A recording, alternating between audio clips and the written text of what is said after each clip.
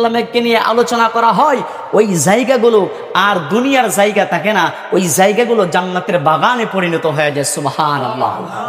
সাহাবায়ে কেরামকে প্রশ্ন করা হলো, সাহাবায়ে কেরাম, ওই জান্নাতের বাগান যদি তোমরা পাও আর ওই জান্নাতের বাগান থেকে তোমরা জান্নাতের ফলগুলো সংরক্ষণ করিও।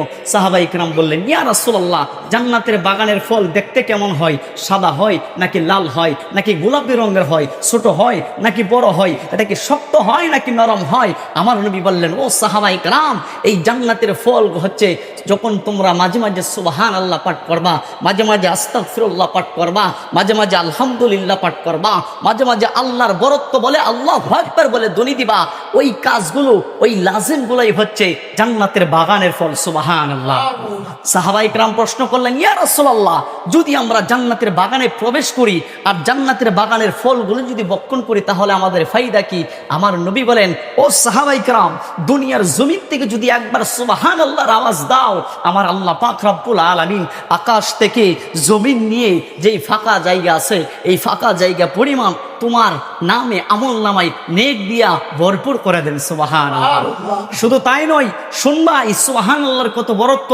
যখন দুনিয়ার জমিন থেকে কোনো বান্দা আল্লাহর ধ্বনি দেয়, তখন ওই যে আরশে আজিমের নূরের একটা খুঁটি আছে, ওই খুঁটিটা নড়াচড়া করতে থাকে।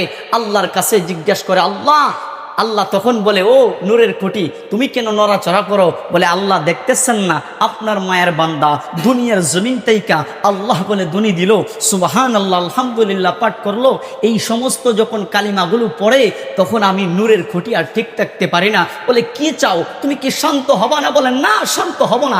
কেন হব না? বলে, যতক্ষণ পর্যন্ত ওই বান্দাকে মাফ না করে দেওয়া হবে ততক্ষণ পর্যন্ত আমি নূরের খুঁটি দুলতেই থাকবো। সুবহানাল্লাহ। আরো জোরে বলুন না সুবহানাল্লাহ। শুধু তাই নয় বাবাজিরা আমার, বন্ধুরা আমার, আল্লাহ পাক রব্বুল আলামিন তার প্রিয় হাবিব নবী মুহাম্মদুর রাসূলুল্লাহ বলেন, যখন দুনিয়ার জমিন থেকে কোনো বান্দা সুবহানাল্লাহ বলে, আলহামদুলিল্লাহ বলে, তার নামে আমল নামায় জান্নাতের ভিতরে একটা বড় গাছ লাগানো হয়। সুবহানাল্লাহ।